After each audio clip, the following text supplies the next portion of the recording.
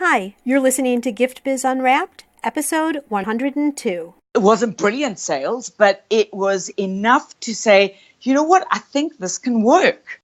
Hi, this is John Lee Dumas of Entrepreneur on Fire, and you're listening to Gift Biz Unwrapped, and now it's time to light it up. Welcome to Gift Biz Unwrapped, your source for industry-specific insights and advice to develop and grow your business. And now, here's your host, Sue Monheit. Before we get into the show, I have a question for you. Do you know that you should be out networking, but you just can't get yourself to do it because it's scary? Are you afraid that you might walk into the room and not know anybody? Or that you're going to freeze when you get up to do that infamous elevator speech where you talk about yourself and your business? Well, I'm here to tell you that it doesn't need to be scary if you know what to do. To help you with this, I would like to offer you a coffee chat. For the price of buying me a cup of coffee, we can sit down through an online video and I'll tell you everything that I know about networking and how I have personally built 2 multi-six-figure businesses primarily through networking.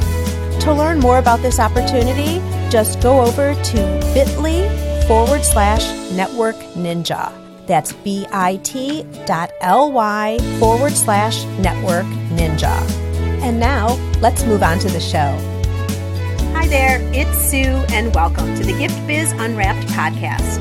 Whether you own a brick and mortar shop, sell online, or are just getting started, you'll discover new insight to gain traction and to grow your business. And today I have the joy of introducing you to Brigitte Wimbush of Fabscraps. Brigitte has a fine art and graphic design background and has been in the advertising industry for over 20 years.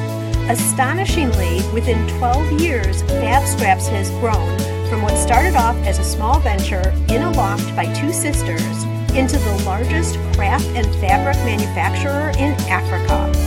Fabscraps factory employers are predominantly from the Kwa-zulu Natal region, and many are single parents. Since 2005, Fabscraps has strived to transform the lives of many of these men and women by providing and mentoring career-resilient work programs and assisting them in growing within the company. Today, the Fabscraps collection are as vast and varied as the people of their rainbow nation. And as a result, the brand has become one of the most recognized in South Africa and across the globe. Oh my word, Brigitte, I am so excited to hear more. Welcome to the show. Oh, thank you, Sue. It's lovely to be on the show. Thank you very much for inviting me. And I cannot believe that you're sitting in Africa, I'm sitting in Chicago, and we can have this conversation. I know, it's fantastic. Modern technology has really moved forward. For sure. I like to start off, it's a little bit of a tradition here, to have you describe yourself in the way of a motivational candle. So if you were to create a candle that was all about you, Brigitte, what color would it be and what would be the quote on your candle? You know, Sue, I'm sorry, but I really can't choose one color. I'm a creative and color rules my life. I dress every day in a different color because depending on what I'm going to do, if it's got to be more creative, then I use reds and bright colors and pinks and yellows. And if I've got to be more serious, then I tend to dress more in blacks and blues. So I'd like to say I've got a multicolored candle. Is that okay? It's okay. This is all about you. So whatever you want is good. That's great. And you know, there's 2 motivational factors that really do stick with me just about every single day of my life. And the one is, I did not wake up today to be mediocre because there's no point. What's the point of getting out of bed if you're not going to do something fabulous that day? And the second one, which tends to be more of a family one because all of us kind of live by it, is that failure is not an option. And that was when Apollo 13 was launched and Cat said to his crew, failure is not an option. And I just have lived by those 2 quotes, is that I'm going to be fabulous and failure is not an option. And I think they go hand in hand. Yeah, they certainly do. You're going to stretch the limits by not just being mediocre, and you're going to be successful in that stretch, period. Yeah. Nothing else to say about that. Yeah. It's just going to be. It definitely drives me. Every day it drives me. Well, you and I met at the New York Now show. I was actually scoping, and I'm telling all Gift Biz listeners this so you kind of understand and get grounded here. And those of you who were viewing the scope, remember this, you're all saying, I want to know more about the story. Make sure she gets on the podcast. And so then I rallied you up and made you commit to it live on Periscope, right? Yes, you did. So people who were not seeing that scope, though, may not totally understand yet what Fabscraps is about. So let's start with that. What is the business and what is the product that you offer? Okay, so we are creative manufacturers. We manufacture everything to do with craft. So it goes from paper to card making to decoupage to fabric. Fabric's quite new. It's only 2 years old. We do kits. We sell individual products. We've probably got over 3,000 product lines. We introduce 60 new products a month. So the team is constantly busy. There's no time of slacking off at all. They're constantly preparing new stuff, and we work 6 months in advance. So you've always got to be ahead of the game and make sure that you are on top of the new and creative lines that are coming out. You've got to follow trends. So it's a very exciting business to be in, and I'm loving it. It's stressful, but I'm loving it every single second of it. Okay, perfect. So now that we've kind of grounded everybody in terms of what you do, I want to jump back now 12 years. How did this start in the very beginning? I have 4 children, and my third child was, when I gave birth to my third child, I decided I wasn't going back to the advertising industry. I just wanted to spend more time at home, but I've always been a very busy person, and I then started working on the clients that I had been working on for the last 12 odd years. I carried on working with them. And then when my 4th child was born, I decided, hang on, I realized with the 3rd child, when you're working from home, you're feeding your child, you're bathing them, you get disturbed quite a lot. I used to get paid per hour. And so I wasn't earning as much as I really wanted to earn. So I decided, I've got to find something that can make me money whilst I'm also looking after children and stuff like that. So my sister and I, we used to work together in the advertising side of things. And we then decided that there was no one that was introducing or making locally made products in South Africa for the crafter, like beautiful papers. Shouldn't we try it out? So we decided that in our spare time in the advertising, we would start creating this. And it just took off from there. We started in a loft above our garage, just the 2 of us. And then it just grew and grew and grew. And eventually we hauled in my mum and dad, who are both, one's a bookkeeper, one's an accountant, which is absolutely perfect. And we drew them into the company. And then it just grew from there. We've now got about 25 employees, factory where we've moved into a factory once the kids were at school. And it's just grown. We've actually just recently moved again. We needed bigger premises, and it's just grown beyond our wildest dreams. It has grown, but it hasn't been without its stresses. I'm not saying that this has been like a smooth ride. This has been a bumpy road all the way through. Yeah, I'm so glad you say that, because people can see the result and can hear you and hear the result. And it sounds like, oh, well, they just decided to start a business and here it was. And now they've got 25 employees and on and on. It doesn't work that way. Oh, no. It does not. But give us a little bit more detail. So you're sitting in the loft with your sister and you have this idea. And I'm quite sure you didn't know how to make paper when you started. No, actually, I would have known how to make paper because remember, being in advertising, I was used to print and designing for print and designing according to a brief. Now, I didn't really know much about the craft industry, but as a designer, I can work by a brief. So we started investigating the scrapbooking, the card making. That's where it started, was the scrapbooking. And it was 12 by 12 paper. We had to find some acid-free and lignin-free paper, which we duly found. And then we started designing. But the design, if I look at my first collection, I actually just want to die. It was so revolting. But, it seemed to sell a bit, but we'd already jumped in. So now we've put the money behind it. So now we've got to just keep it going and learning. So, we seriously worked hard trying to make sure that we got the right product mix and we got the right designs going and created our own signature, which is what we needed. We didn't want to copy what anyone else was doing. We wanted to do our own signature from South Africa and for the South Africans, because that's where we started. It was for the South Africans. We weren't even thinking about a worldwide launch at all. We were just looking at South Africa at that stage. 2 things that I want to point out that were really smart that you did is, number one, because you didn't know crafting,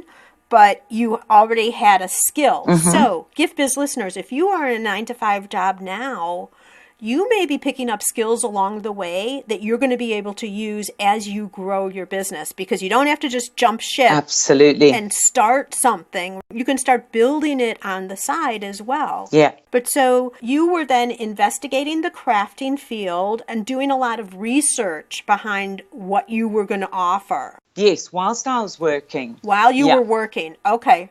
And then the next thing that you did, which is so important, is you made the leap. You took action. You put out that first collection. And I would say anybody who loves their first collection started too late, because you probably waited too long. You should cringe a little bit. I cringe when I listen to my first podcast interviews, I look at old pictures of my first website. The point is you need to just get started. And that's what Brigitte is talking about here, is you just need to take action and get started. Don't be paralyzed and stuck in the mud, just waiting for everything to be perfect. You want to just get moving, because the other thing you just mentioned too is people were buying. So you were able to test it a little bit and see that you were having an audience, that there were people who were interested in what you were producing. We were so terrified to launch that first range because, we thought it was good enough, but we didn't really know enough about the industry. As much as research that we had done, we didn't know enough about it, but there was enough sold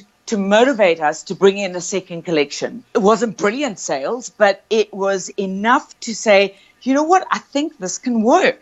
Let's launch the second collection. And we just got better and better. And I would say probably the first collection that I was really happy with probably would have been about my 11th or 12th collection. And then all of a sudden, things sort of came together for me. I found my signature and it sold out. And that was pop the champagne. That was so exciting. But it was, what I'm saying is that was a full year of serious hard slog and hard work. And we would pack our own orders. This is just my sister and myself, so we would work really long hours and we would pack the orders. Eventually we got one lady in to come and help us, and we all packed together and we brought in die cut. And so we just started growing, and you start seeing what works, what doesn't work, and you try and limit your risk as much as you can as you go along, because you don't know if it's going to work. I launch a collection and I don't know if it's going to sell or not, but at this stage, after 12 years, I've got a fairly good idea if something's going to move or not. Well, plus you probably will risk a little bit more because you have successes behind you at this point. I think so. So, if a line, a style, you want to take a risk, it doesn't quite work as well as some of the others. All right, well, you've learned something. And that's happened. Yeah, that's definitely happened. I take it every now and then. I just get this bee in my bonnet that I want to do something totally different, off my signature, everything like that. I don't think I've had many successes with those really risque ones. Maybe one or two, but I've learned something from them. I've been able to draw from every collection, which then takes me into the following collection. And I think, okay, hang on, let's not do this. This wasn't a good seller. This was a good seller. Let's try this. Eventually, you find your way, and your risks, even though you're going to take a risk, like I'm doing one right now, which is quite risque, but I'm prepared to take it, but I'm taking all the things that I think worked, but with a slightly different twist. Well, and that's how you really define yourself and be different. Yeah, exactly. If you're like everybody else, what prompts people to come to you then? Because they know there's going to be something there's going to be a twist in everything that we do. It's not going to just be straight down the line.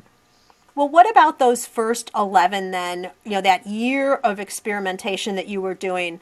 What kept you driving forward? You were seeing some sales, but not a whole lot yet. You say you really landed it maybe at about 11 or 12. What kept you going? What was the motivator that just kept you producing and testing and producing and testing till you really landed it? Firstly, failure is not an option, okay, which is our family motto. All right, so that's the first thing that got me out of bed. And secondly, I loved what I was doing. I loved it, okay. I wasn't making any money, but I still loved what I was doing.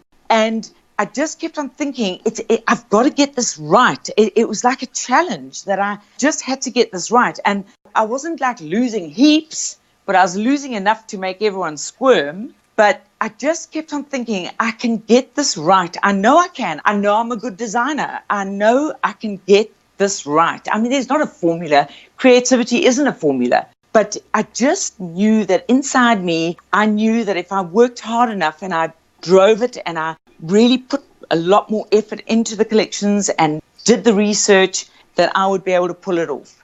And all of a sudden, and I did, all of a sudden it just came together. I was elated. I can't tell you that feeling. And that feeling is what keeps you going. It's like these boys that play golf and they hit one good shot. And that's what keeps them back on the golf course, is that you know you've got it. You've just got to try and do it more times than not. Okay? Yeah, you want to do it again and you want to do it again. And as a creator, what you're creating and your patterns and your designs are all originating from inside you, just like all of us listeners, whether you're knitting or you're baking or whatever, it's your creation there. So it's a way to feel highly vulnerable. But I love, Brigitte, your passion and your confidence that it's going to work out. We can all hear it in your voice right now. Tell me, at what point then did you decide, okay, paper's working, I'm going to move on to something else. I'm going to add to the collection. How did that start to happen? Okay, well, what was happening is that I realized, as time went on, that I had to offer more than just paper, because people were saying, but I can't find cardstock that's going to match this. And I'd love to have embellishments. Have you got little embellishments that could, with a sea collection, that I could have a little lighthouse and I could have a little sailing boat? And this is what drove us, is actually people coming to us and saying, we need to be able to match a collection. When we're putting a page together or a card together, we need the matching stuff. And we thought, why not do this? Most of the stuff we try and source as much as we can from South Africa. Those that we can't, we design what we need to and we get it manufactured in China, especially our metals, because there's no one that does metals in South Africa. So that's when we started launching into that. And I had been to China on business with my husband. And so I met this little, when I say little girl, I really do mean she's little. She's like 4'5" or something. She's really little. And I met her and she's been with us for 12 years now. So she does all my quality control and she makes sure that everything is happening in China. And then, she makes sure that the shipment is perfect. And so she sends it through. So that's how we started getting into that. And then we realized people wanted words. And the words that we were getting in South Africa were really, they were small and it was basic. We just thought it could be a lot more funky and we could do really beautiful fonts as opposed to punched out fonts. We then invested in our first investment. Well, this is after the 11 years. No, it wasn't. 11th collection. That must have been the second or third year. We then invested, and that was a huge, big step, in a really, really good laser machine. And we started then matching our words and everything with the collections that we were developing. It kind of grew out of our customers' demands. When you hear it enough times, do something about it, otherwise someone else is going to. That is so great. You are right. Do it yourself or someone else is going to. That is absolutely beautiful. And Gift Biz listeners, I'm underlining this right now. Listen to your customers. They tell you, instead of you sitting behind the scenes trying to think of what next, ask them. Ask them. Exactly. Exactly. It makes life so much easier. Now, it doesn't make it easier on fulfilling the requests, but in terms of exactly what to do, you're kind of creating a pre-made audience of purchasers already because they're telling you what they want. Yeah, that's exactly it. And when you hear it enough times, then you think, okay, let's go in small, creep in, don't go in huge and bring out a massive collection. Start in with just a couple and then try it out. And if you start seeing the sales coming through there, then you can start driving it up. And then listen again. I've got to do some changes now just from customer demand. So it changes all the time. As a creative, you're always going to have to do things that are different. It's not just like a standard product that you can manufacture and then you just churn out hundreds and thousands of it. Creativity is totally different. You've got to be innovative. You've got to be cutting edge. You've got to come up with different ideas. But all those ideas are there. You've just got to listen. So with your designs, do you continue reproducing some of the more popular ones, or once they're gone, they're gone? Once they're gone, they're gone. Yeah, so you better grab it up. If you like something, you better grab it up while you can. Okay, this is a mistake we made when we first started, Sue, is that what we did was, because it was popular, we got so excited it sold out in 3 weeks or 4 weeks or whatever it was, and then we would reprint. And we'd sell maybe 25% of it, and then we were left with the other 75%. So what I'm saying is that lesson took us a long time to learn, because I kept on reproducing, because clients would come and say, oh, you don't understand. I'm doing this class for 50 people and I've got to have this paper. So we'd go and print, because we just didn't want to let our clients down. But it doesn't make sense in the end, because you can't sell through on a second lot enough. When it comes to printing, you can't do a minimum run because it's too expensive. So then you wouldn't be making money. So very interesting, because you're using the whole concept of scarcity as a way to drive through and sell that whole design line. And since we adopted that, it worked. It just means then that you have to continually be in the creative mode. But as creatives, whether you're a small creative or a big creative, doesn't matter. If you're a creative person, that's what you do all day.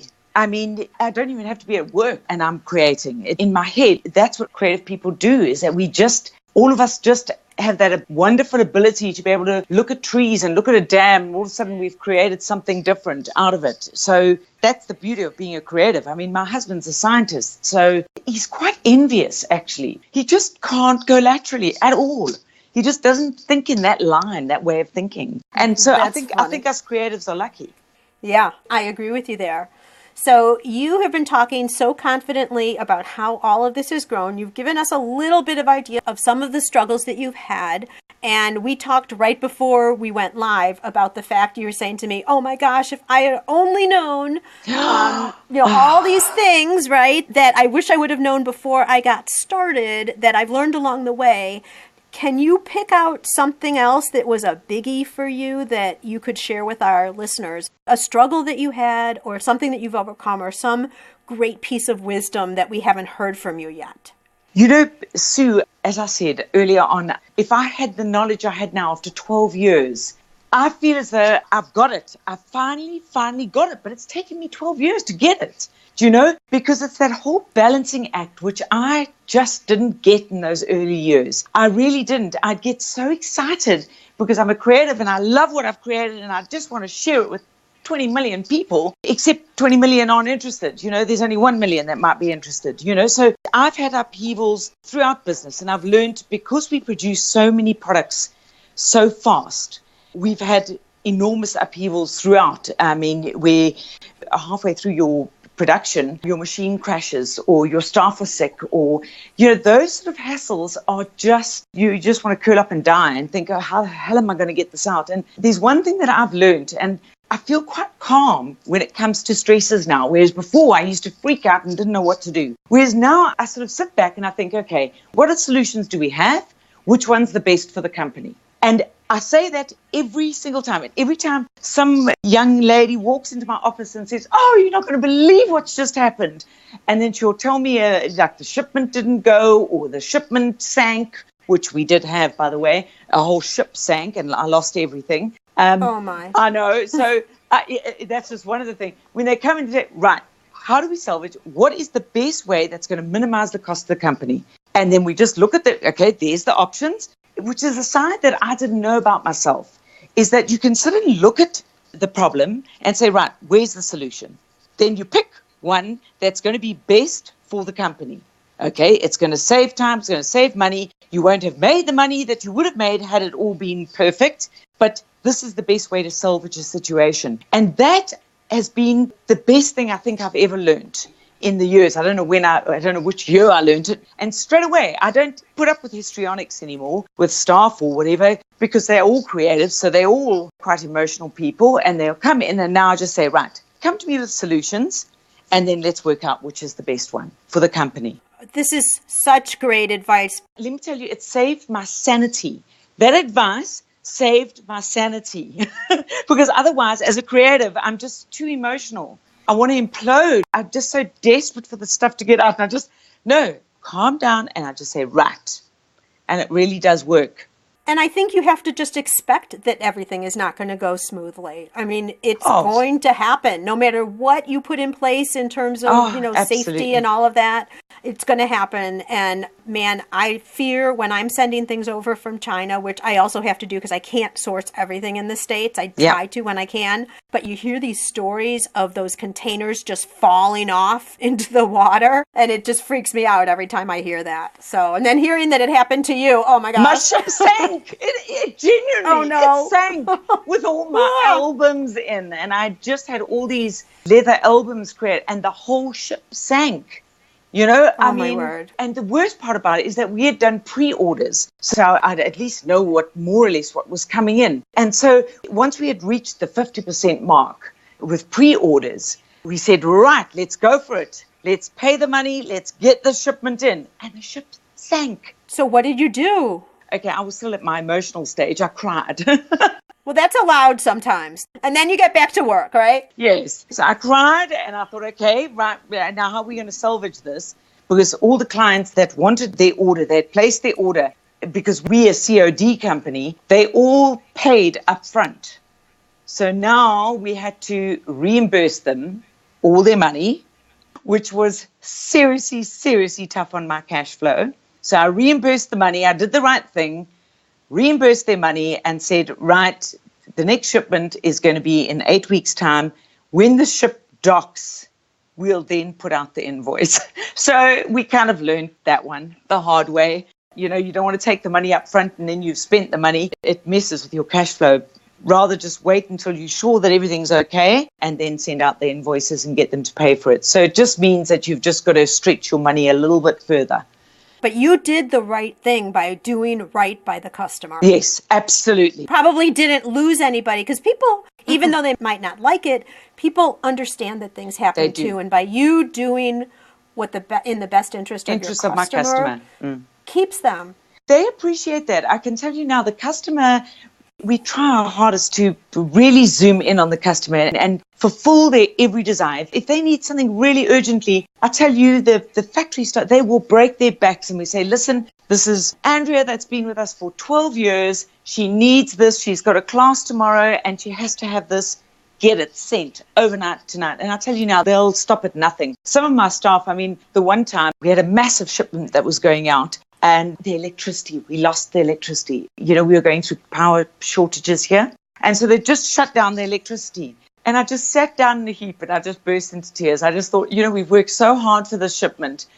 And now we're not going to meet the deadline anyway. So then I said to everybody, look, let's pack up. Let's go home. We'll deal with this tomorrow and make a decision as to what we're going to do tomorrow. The next day, I walked into the office and I couldn't believe it. All the lights were on. All the staff were there.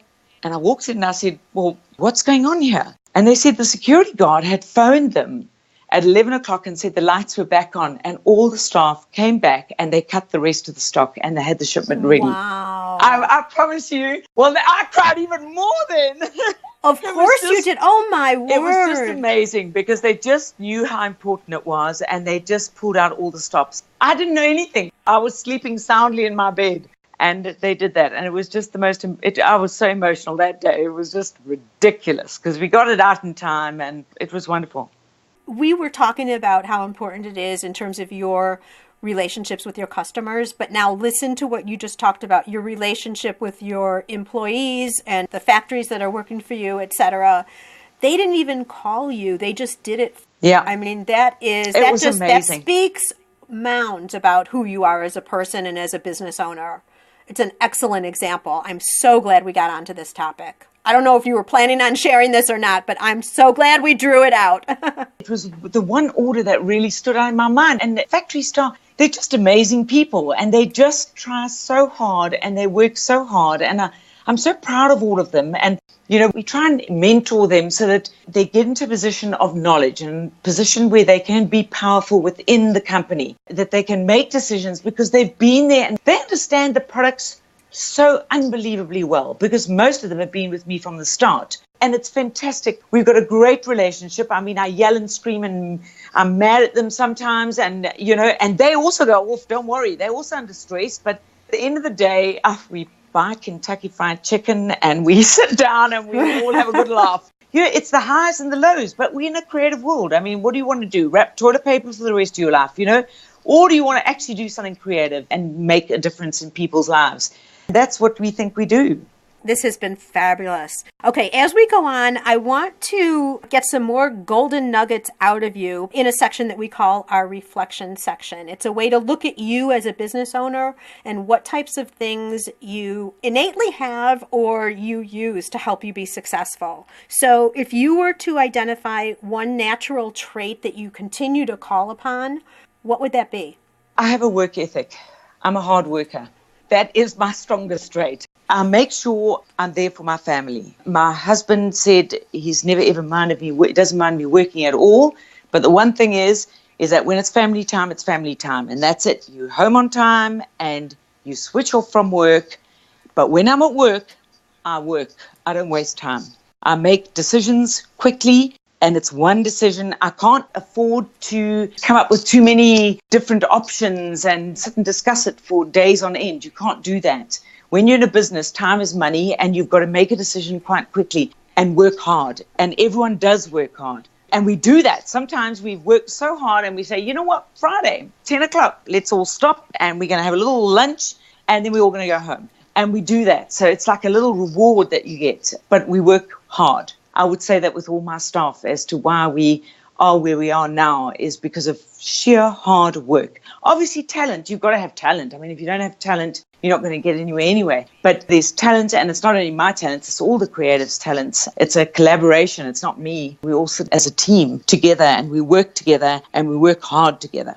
So work hard, play hard, and having that separation of when you're done, take your mind off it, go do other types of things. And, there have been a lot of studies done lately that show that putting in 15, 17-hour days and working like a crazy person doesn't necessarily produce any more than if you really focus for the 8 hours or whatever your business is going to be. That's exactly it. Often towards the end of the day when I'm getting tired and I'm battling with the design and I just can't get it right and I've critted it myself and I've got everyone else to crit it and I'm still not happy with the solution, I then just close the office and this also took me a while to learn as well. And then I forget about it. I'm now with my family and it's family time and totally relaxed. By the end of the evening, you go to sleep, you wake up in the morning, and I'm not joking. I'll go to that design and I'll say, oh, well, there's the problem. And I'll sort it out within 10 minutes. In the olden days, I would have sat there for another 3, 4, 5 hours trying to get it right. Forget it. My brain is too tired. It's just not working effectively and productively. So that's why I say when I'm at work, I work really hard. And I know I get tired towards the end of the day. When I've reached a problem, I never, ever take it home with me. I leave it. And somehow dreams and sleep, I can tell you, it restores everything. Just take that time out. You have to. And don't interfere with the family. The family is so important. I mean, they're my backup. Whenever I'm in real trouble, anywhere, if I'm in a ghastly meeting and I'm not having a good time, at the back of my mind, I've always got, Trev still loves me, Trev still loves me, Trev still loves me. That's my husband. And I just think, if all else fails, he still loves me. So that's okay. There you go. And that's what keeps me going is you can just leave your work. We have work and have play. And play as hard as you work. I mean, I do. We have a great time. And it just invigorates. And that stimulation, a creative person needs to get out of the situation in order to be stimulated. You need to get away. And I know you Americans don't actually go for this, but seriously, I take 2 months leave a year. Yeah, we don't do that. I know you don't. So it's split up over the year, but there's not a holiday that I haven't holidayed with my children.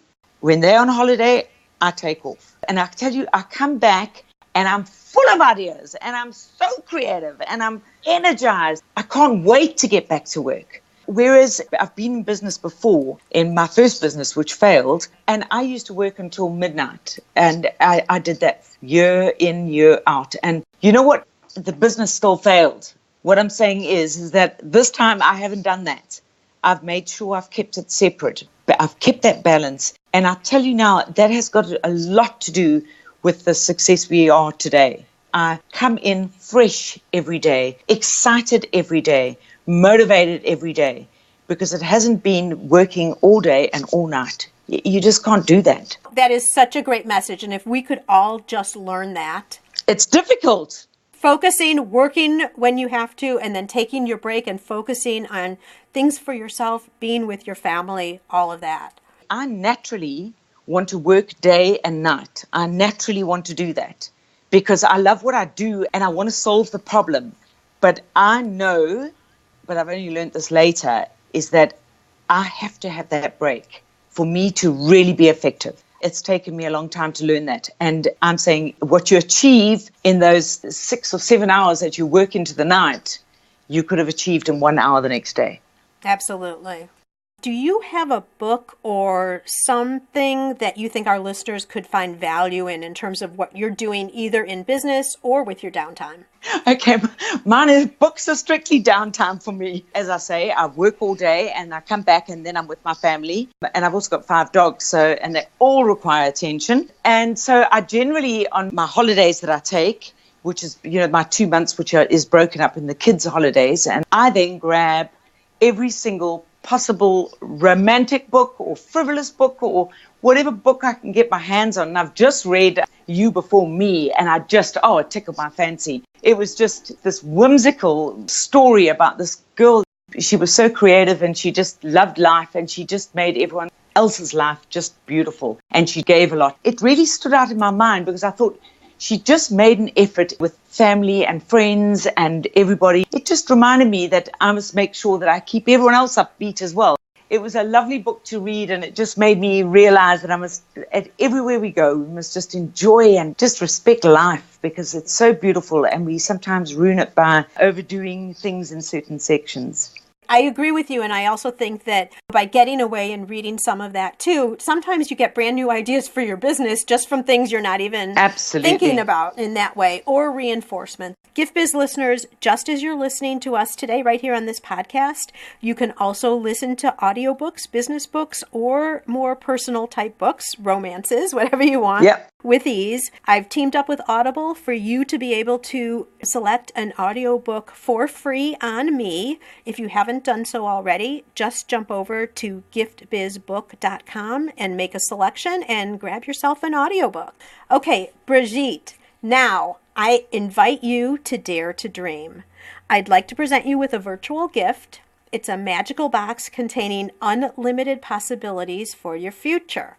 So this is your dream or your goal of almost unreachable heights that you would wish to obtain. Please accept this gift and open it in our presence. What is inside this box? That is so exciting. I'll tell you now, what I really, really, really want to do is that I want to specialize in custom-made kits and just drive that, where for every occasion, there'll be a different kit that you can open up and you can put everything together because people don't have time. Oh, I would love that. Also the staff, they love putting these kits together to come up with different kits and the most exciting creative kits, off-the-wall projects, standard projects for card makers, but do things that are different, totally different kits. My passion is fine art. That's what I studied. And I would love to involve a lot of mixed media, off-the-wall stuff. We're kind of known by our mannequins, which we dress up in paper and fabric and stuff like that. Now, I want to put kits like that together, really exciting kits so that you receive it in your home and you can put it up on your wall and it's something that you've created and you've made it yours. So that's what I'd really like to do. That would be really cool. And Gift Biz listeners, I have a couple of photos of those mannequins. I will put them on the show notes page so that you can see what we're talking about. Also on the show notes page, there's going to be all the links that there normally are to websites, social media sites, and all of that. So you'll be able to see what Brigitte is doing. And my guess is, Brigitte, you might have some of those kits coming up sometime because I hear the passion. I'm keen. I hear that passion coming through. I'm dead keen to do it. Oh my gosh. Your story has been absolutely fabulous. Thinking of you with your sister in the loft, then taking the chance on your first collections, plowing through to number 11 and 12, you really were seeing that this was clicking. The rubber hits the road, as we say here. It's working for you. And now to where you are right now, such a successful company, larger than you probably ever could have imagined. So fabulous. I wish you continued success, and may your candle always burn bright. Thank you so much, Steve. I thoroughly enjoyed that. Where are you in your business building journey? Whether you're just starting out or already running a business and you want to know you're set up for success, find out by taking the Gift Biz Quiz. Access the quiz from your computer at bit.ly/giftbizquiz or from your phone by texting Gift Biz Quiz to 44222. Thanks for listening, and be sure to join us for the next episode. Today's show is sponsored by the Ribbon Print Company. Looking for a new income source for your gift business? Customization is more popular now than ever. Brand your products with your logo, or print a Happy Birthday Jessica ribbon to add to a gift right at checkout. It's all done right in your shop or craft studio in seconds. Check out theribbonprintcompany.com for more information. After you listen to the show, if you like what you're hearing, make sure to jump over and subscribe to the show on iTunes. That way you'll automatically get the newest episodes when they go live. And thank you to those who have already left a rating and review. By subscribing, rating, and reviewing, you help to increase the visibility of Gift Biz Unwrapped. It's a great way to pay it forward to help others with their entrepreneurial journey as well.